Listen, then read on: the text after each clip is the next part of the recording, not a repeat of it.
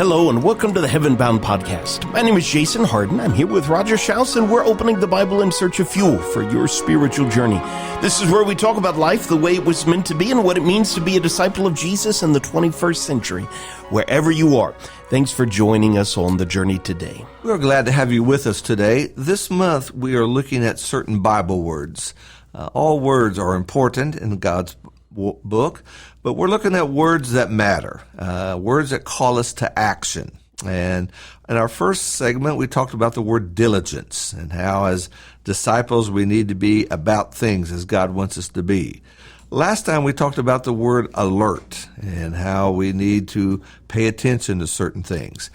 A word similar to that we want to look at today is the word watch, and how as disciples we need to be watchful of certain things about us. And so we'll look at this word, talk about some different layers of application, and hopefully it will help us as we kind of consider this. This word really came to my mind the other day. I got closest to ever having a car wreck just the other day. Oh, boy. I was driving home. I was driving 60-some miles an hour down the highway, car right beside me, and he just came over. And I didn't have time to hit my horn. I just swerved over him. I almost got into the grass. I thought often after that, where would I be today? My car might have flipped over. I'd be looking for a brand new car because my car would have been ruined. Interesting. Usually when something like that happens, my heart pounds real. My heart didn't pound. I just moved back. But had I not been paying attention, had I not been watching, you see, there's our word, I would have been in big trouble. And it would not have been my fault, but still, I would have been in big trouble. And so when we think about that biblical word, watch, it's very important for us to see this. Yeah. I number one, I'm glad you're okay.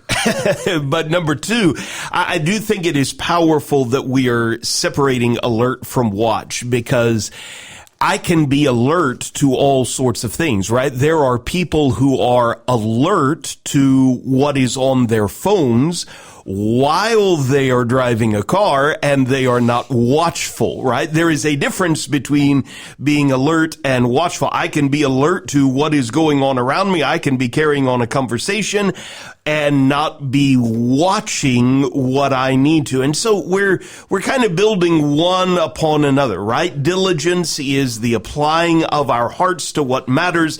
Being alert is being focused, being attentive, directing that attention. But being watchful is recognizing, okay, I may be looking over here to the left, and yet there is something over to the right that very much needs my attention. And of course, we're going to talk about watchfulness, Roger, over the next few minutes in a variety of different areas. But that distinction, I think, is really, really important. The Bible uses both of those words for a reason. It does. And they're not the same word in the original language. And we need to see that they have different layers of application. Well, one of the first passages that would come to our mind as we think about the word watch takes us to the garden scene before Jesus is arrested. Matthew chapter 26, and in verse 38, Jesus tells his disciples, Peter, James, and John, my soul is deeply grieved to the point of death. Remain here and keep watch with me. And then in verse 40, he came to the disciples and found them sleeping and said to Peter, so you men could not keep watch with me for 1 hour. Jason, what do you think that they were supposed to be watching? Yeah, well, I'll lean on the very next verse. Watch and pray that you may not enter into temptation. The spirit indeed is willing, but the flesh is weak. Jesus is on high alert, to borrow from last Friday's word. In the garden, he knows what is at stake, right? There is a reason he is praying so fervently to his Father in heaven. Of course, he is making this plea, if there is any other way, if it is possible, let this cup pass from me. But Jesus is keenly aware of the temptation that is all around. Now, what makes this powerful is it is not Jesus alone who is subject to temptation. Peter, James, John, Everybody else around is subject to that temptation. And of course, we've got a tragic display of that where within just the next couple of hours, Peter will deny that he even knows who Jesus is, right? And end up running away, weeping bitterly, absolutely heartbroken. So what Jesus primarily wants these men to be on the watch for is temptation and being pulled away from Jesus. Yeah, and what was coming was Judas and all the guards, and Jesus was about to be arrested, and they had never endured something like that. I mean, they'd been through storms, and Jesus calmed the storms. They had seen demons running at them, screaming, and Jesus had cast out demons. On this occasion, Jesus is going to be led away, and Jesus is going to go to the cross. And this is going to be a little different outcome than what they have seen before. Jesus is not going to get out of this. This is part of the Father's will. And so they had to be watchful. This is going to be a major faith thing in their lives as they see what's taking place. Yeah, I think that's a good way of putting it, a faith thing. It's not that Jesus wants them to be watchful and ready to pull out their swords and go to battle, right? This is a watchfulness of the Spirit. Absolutely, absolutely. And just a page before in Matthew 25, as Jesus is teaching about the judgment scene, he uses little statements here where he says in verse 35 and 36, I was hungry, you gave me something to eat. Thirsty, you gave me something to drink. I was a stranger, you invited me in. Naked, you clothed me. Sick, and you visited me. I was in prison, you came to me. How does somebody know those things? They would even say, when did we see you like that? And Jesus said, when you did it to the least of them, you've done it to me. They were watchful. And that's the idea. They were watchful. So when we think about this word watch, it really carries two different avenues. One avenue is to watch out for temptation and dangers. The devil is subtle. The devil uses disguises. The devil will try to trick us and deceive us. And we got to watch out for danger. Okay, there a lot of places you'll see these signs. It says "Watch out." Here in southern Indiana, we have these little yellow signs that has a deer on it. Okay, and it's not a zoo you're heading to. It's there's been a deer crossing there. You need to pay attention. We need to be watchful for that. But then the other avenue, which Matthew 25 brings up, is that we need to be watchful for opportunities. Opportunities to do good and to help one another. And again, opportunity never comes and knocks on your door and say, hey, do you have a minute? This is a good opportunity for you. It doesn't do that. You have to see these things. And the reason why some never see those things is they're simply not watchful. And so this is a great lesson for all of us in this. Yeah. So often we focus on the latter part of 1 Peter chapter 5, verse 8 about our adversary, the devil. But I think those first few words really encapsulate what we're talking about. Be sober-minded. So I think we can even see our first three words, the ideas behind them in this series, in those first few words of 1 Peter 5. Be. Okay, that's going to take diligence, right? If I'm going to be something, I've got to apply myself. Be sober-minded. Okay, that's alert, right? I am not going to allow anything to dampen my alertness to what is going on. And then be watchful. So all of these are coming together. Roger, why don't we try and make this practical? Where do we need to be sober-minded and watchful in various aspects of everyday life? Let's begin at home. Let's begin with the parents. What are some things that parents need to be watching?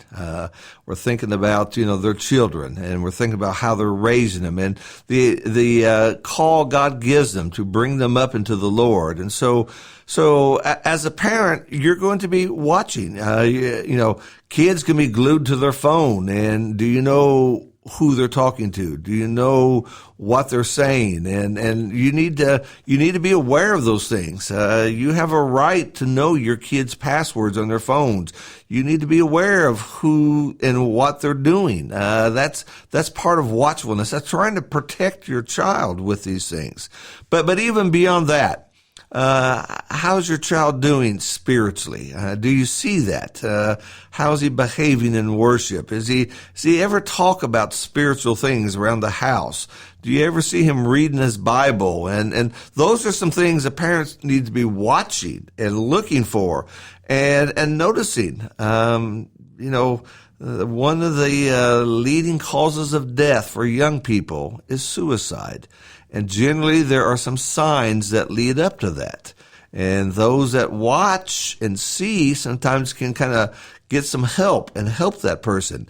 Those that don't watch and don't see, they're dealing with a tragedy later on. They don't know what to do with that. And so those are some things I would put in there. Jason, what did you add? Yeah. 1 Corinthians chapter 16, verse 13 comes to mind, where it, not specifically about the home and parenting, but you just listen to this admonition: be watchful, stand firm in the faith, act like men, be strong. Okay, so what do parents need to be on the watch for?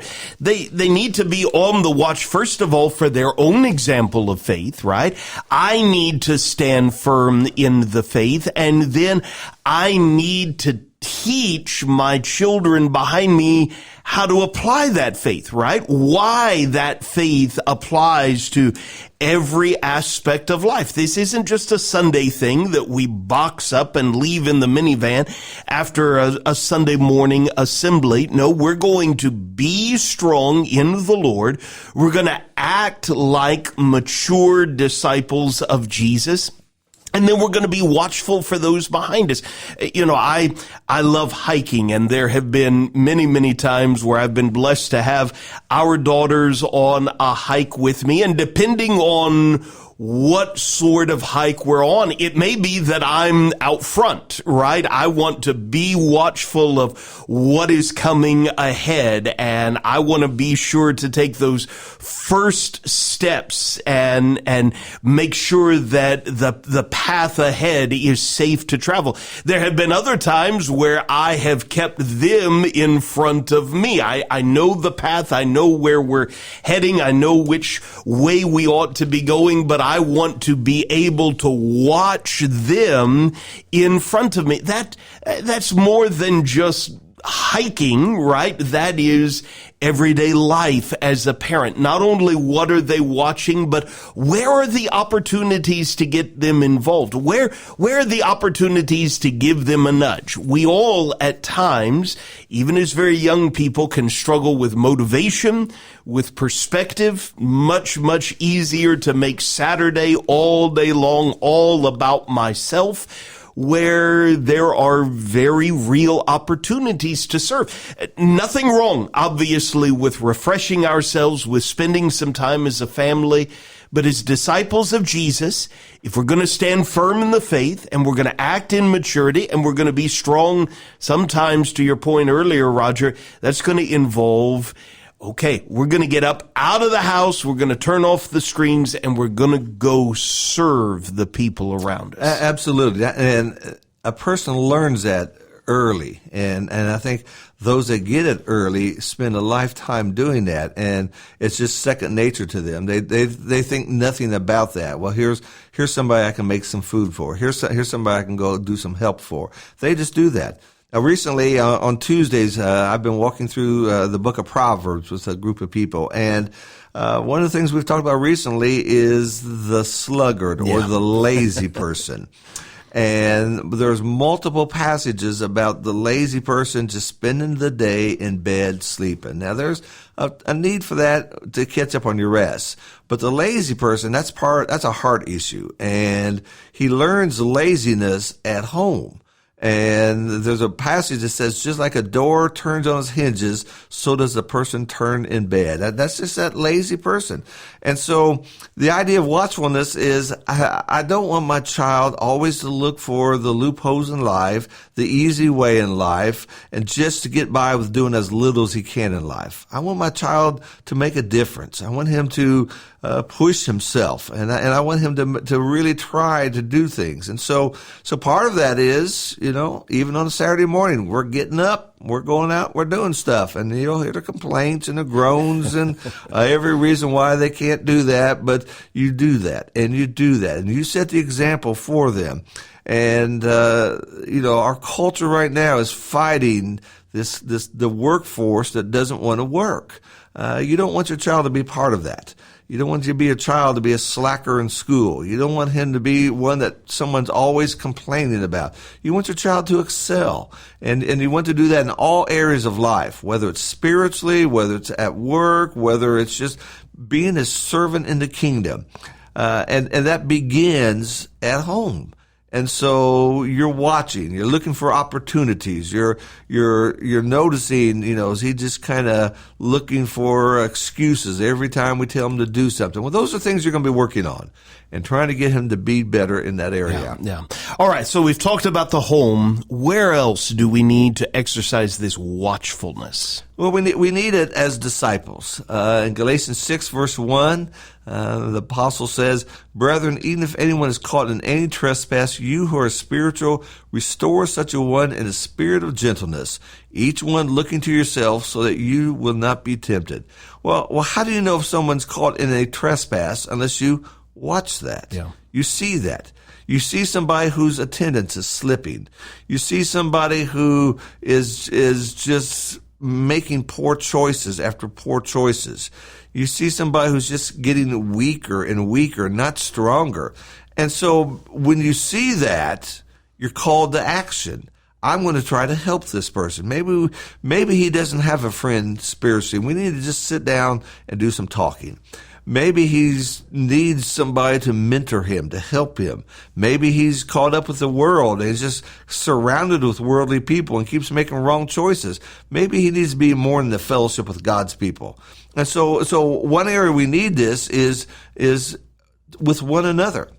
We need help. We need each other to watch each other. And that's where accountability comes into. And that's where we rely upon one another. Yeah.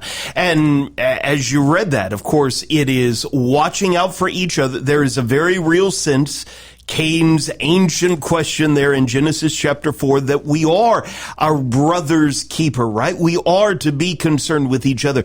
But even as we watch, we're keeping a close watch on ourselves, lest we too be tempted, right? Lest we slip into that phenomena that Jesus warns about in the Sermon on the Mount, that I can see clearly the speck of sawdust in my brother's eye, but I'm not watching, I'm not mindful of the log that is sticking out of my own eye. It's striking to me, we started this conversation with Jesus and his disciples in the garden. Paul in Colossians chapter 4 and verse 2 challenges Christians, continue steadfastly in prayer, being watchful in it with thanksgiving. Notice, he doesn't just tell us to continue praying, and he doesn't even just tell us to be thankful. Right in the middle of it, he calls us to be watchful in prayer. There are multiple passages in the New Testament that encourage, Paul encourages Timothy, 1 Timothy chapter 4. Keep a close watch on yourself. John in 2 John verse 8, watch yourselves so that you may not lose what we have worked for, but may win a full reward. And so, yes, parents need to be watchful of children, but as disciples of Jesus, we're watchful for ourselves. We're watchful for each other. We're watchful for those opportunities to make a kingdom difference. And I think one other area that we see within our Bible is the idea of elders or shepherds. Yeah. Hebrews chapter 13, verse 17, obey your leaders and submit to them, for they watch over your souls. They watch over your souls. That's their role. And so they're going to be there to help us. They're going to be there to guide us. They're going to be there to be an example. And that's their role. The role is not deciding whether we have yellow stripes or white stripes in a parking lot. Their job is not to pick out which kind of vacuum cleaner the deacons need to use. Their job is to watch the souls. And just as the Father does for his children, the shepherds do in God's church, to see that we're growing and we're healthy and we're strong. That's what it should be. There's a wonderful passage back in the days of Nehemiah 4:14, where the people of Israel trying to rebuild that wall were getting discouraged. They were a lot of opposition going on. And the little phrase, Nehemiah says, I saw their fear.